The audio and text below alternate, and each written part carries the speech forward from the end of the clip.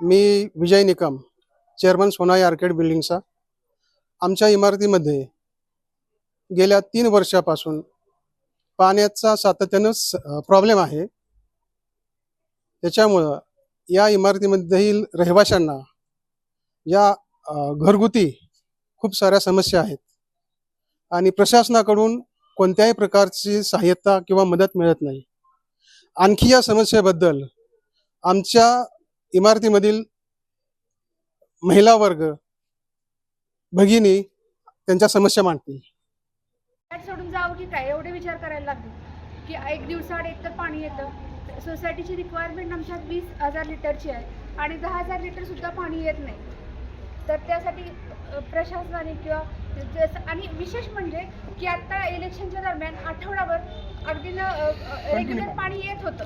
म्हणजे आज पाण्याची जर कमतरता आहे म्हणावं तर हे असं नाही झालं. जसं झालं तर त्यासाठी प्रशासनाला लवकरात लवकर काहीतरी ह्याच्याबद्दल निर्णय घ्यावा. आणि आणखी एक म्हणजे की ड्रेनेजचे महाभयंकर प्रॉब्लेम आहे ड्रेनेजचे पण, तर तो पण आमचा प्रश्न सोडवण्यात यावा ही विनंती करते. मी संतोष डाणे, सोनाई आर्किटेक्ट, मी इथला रहिवासी आहे. आम्ही आमचा बहुमूल्य म्हणजे किमती वेळ किंवा किमती पैसा याच्यात लावलेला आहे आणि या ठिकाणी पाण्याची अतिशय गंभीर परिस्थिती आहे. 2015पासून आम्ही पाण्यासाठी म्हणजे वारंवार प्राधिकरणात गेलो, ग्रामपंचायतीकडे गेलो, त्यांना आम्ही लेखी स्वरूपात अनुमोदन दिलं, सर्व काही आम्ही केलं, पण पाणीचा हा प्रश्न आमचा सॉल्व्ह झालेला नाही.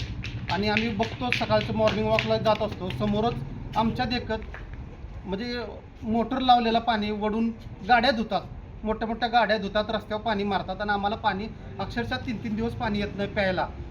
इतकी हाल अवस्था आहे की आम्ही म्हणजे वॉशरूमला जायला पाणी नसतं कधी कधी. आणि आमच्या महत्त्वाचं काय, आमच्या इथून उतारा असल्यामुळं सगळं पाणी सरस पाणी खाली निघून जातं आणि आमच्या इथं पाणी म्हणजे उतारा असल्यामुळे तिकडे पाणी भरपूर प्रेशरनं खाली जातं, आमच्याकडे येतच नाही. आम्ही त्या हावी पॉईंट प्राधिकरणाला जाणून दिलेला होता, पण त्याच्यावर बी आमचं काय त्यांनी काय एवढं काय लक्ष दिलं नाही. आणि ग्रामपंचायतीला वारंवार आमचा इथं ड्रेनेजचा एक थोडासा इश्यू आहे. ग्रामपंचायतीला आम्ही लेखी अर्ज दिला, ग्रामपंचायतीला आम्ही मान्यांना वारंवार आम्ही फोनवर वार्ता केली, बोललो, पण त्यांनी त्या विषयावर काही गांभीर्यानं विषय घेतला नाही.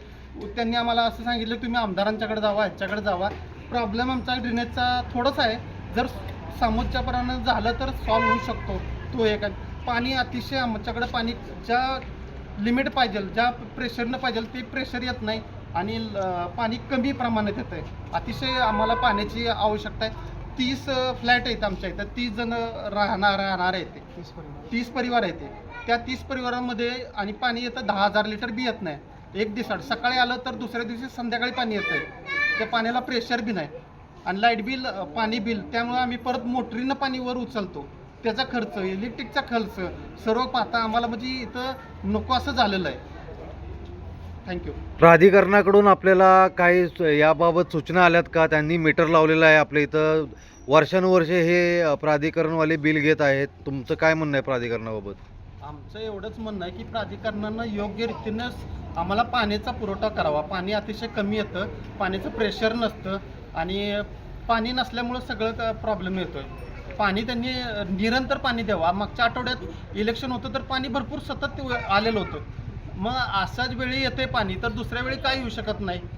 त्यांचं नियोजन ह्या आठवड्यात कसं चाललं, इलेक्शन असलं की पाणी भरपूर येतं आहे, बाकी वेळेला येत नाही आणि आलेलं पाण्याचं प्रेशर खाली जातोय. आमच्या इथं पाणी थांबतच नाही.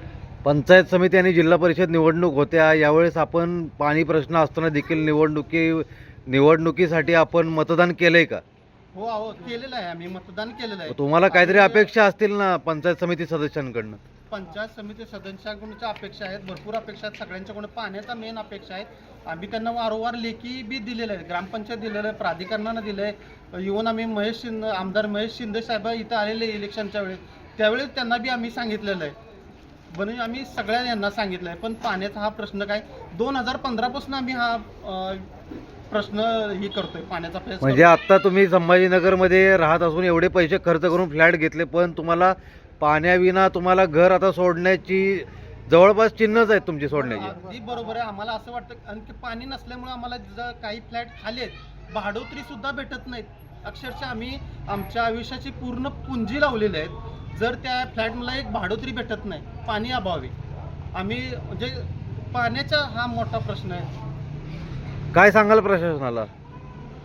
प्रशासनाला आमची एक कळकळीची विनंती आहे की पाणी हा आम्हाला निरंतर पाणी हा जीवनाचा आवश्यक वस्तू आहे. पाणी आम्हाला भेटलं पाहिजे, हा आमचा मूलभूत हक्क आहे आणि प्रशासनानं लवकरात लवकर त्याच्यावर पाण्याचा नियोजन करावं.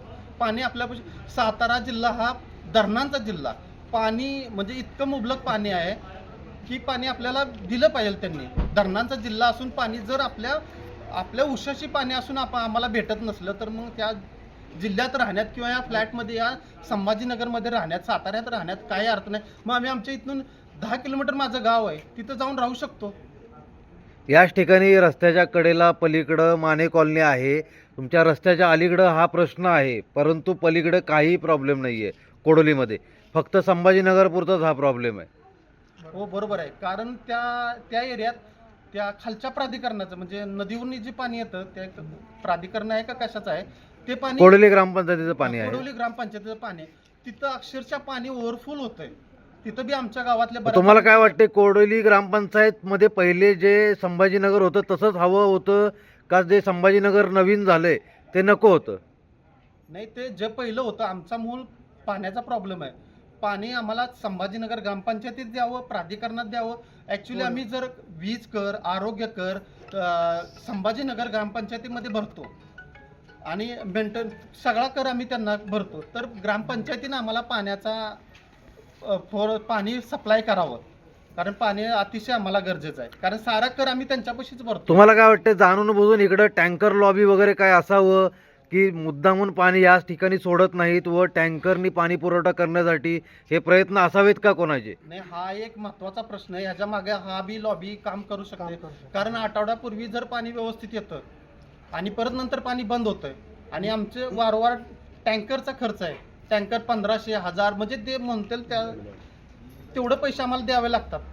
एक्स्ट्रा पैसे आम्हाला खर्च करावे लागतात आणि त्या असणार असल्याशिवाय मतगणना झाल्यानंतर ही समस्या वाढली गेली. जेव्हापासून निवडणूक डिक्लेअर झाली त्या काळामध्ये पाणी उच्च दाबाने येत होतं, परंतु जसं मतगणना झाली त्याच्यानंतर पाण्याचा दाब हा कमी झाला. त्याच्यामुळे पाणी खूपच कमी येतं. जी समस्या आहे त्या समस्या. मॅडम, काय सांगाल, दिवसभर तुम्ही घरामध्ये असता, पुरुष कामाला जात असतात, काय सांगाल पाणी समस्येबद्दल संभाजीनगरमध्ये काय विषय आहे? ॲक्च्युली खरं बघायला गेलं तर मी दिवसभर घरात नसते. आम्ही 9ला घरातून जातो, पण आमच्याकडं 7:30-8ला पाणी येत आहे. खालून सोडावं लागतं ते आणि हार्डली 15 मिनिट पण पाणी राहत नाही. की त्या 15 मिनिटासाठी एवढी धावपळ करून म्हणजे अक्षरशः जॉब सोडावून घरात बसावं काय असं कित्येक तरी वेळा झालाय की पेशंट वाट बघत असतं तिकडे आणि पाणी नाही म्हणून सांगावं लागतं पेशंटला की नाही बाबा आज येऊ शकत नाही. ह्याच्यावर खरंच मॅडम, यामध्ये महिला वर्गाचा मोठा भाग आहे, कारण सकाळपासून संध्याकाळपर्यंत महिलांना जास्त करून पाण्याचा वापर जास्त होतो, पण पाणीच नसेल तर पुरुषांना उत्तर द्यायचं काय, हा मोठा तुमच्यासमोर प्रश्न उभा आहे. काय सांगाल प्रशासनाला तुम्ही यावर? प्रशासनाला एवढंच सांगेन की लवकरात लवकर आमच्या प्रश्नावर काहीतरी तोडगा काढावा.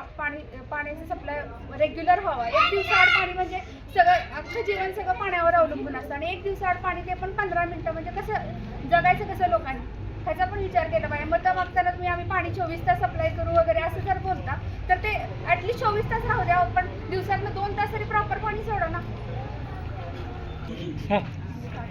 चालेल. इथे खूप पाण्याचा प्रॉब्लेम आहे. आम्ही इथे 2-3 वर्षापूर्वीच राहायला आलो आहे. आम्ही पण आता जस्ट फ्लॅट घेतला आहे, पण आम्हाला इतका पश्चाताप झाला इथे फ्लॅट घेऊन.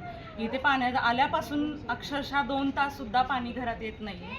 आणि मतदान होतं तेव्हा बरोबर व्यवस्थित आठवड्याभर पाणी येत होतं. तुमचं मतदान झालं की बरोबर त्यांनी कमी दाबाने पाणी सोडायला सुरुवात केली आहे. पाणी नाही म्हटलं तर मतदानाच्या वेळेला कसं आलं आणि पाणी नाही. या पाणी समस्येबरोबरच आज आमची जी आम्ही बोर मारलेली आहेच, पण बोरला हा ड्राय एरिया असल्यामुळं फक्त 10 ते 15 मिनिटं बोर चालते. त्याच्यामध्ये आमचं मला वाटत नाही की 1000 लिटर सुद्धा पाणी येत नसेल. बरं, तेवढं पाणी साठलं की ते 20-20 मिनिटांनी अर्ध्या तासाने बोर चालू करायची, पाणी साठवायचं, परत तेच पाणी वरच्या टाकीमध्ये चढवायचं. आणि त्यामुळं MSCBचा सुद्धा आमच्यावरती तो आर्थिक बुडून पडतो तो वेगळाच. आणि तेही सुद्धा पाणी नाही पुरलं तर आम्हाला आणखी टँकरने सुद्धा पाणी मागावं लागतं. त्यामुळं आर्थिक या गोष्टी सगळ्या आमच्या गणितच बिघडलेली आहेत. म्हणून ती जी बातमी होती ती खरंच बातमी आहे की संभाजीनगर स्थलांतरितेच्या मार्गावरती आहे.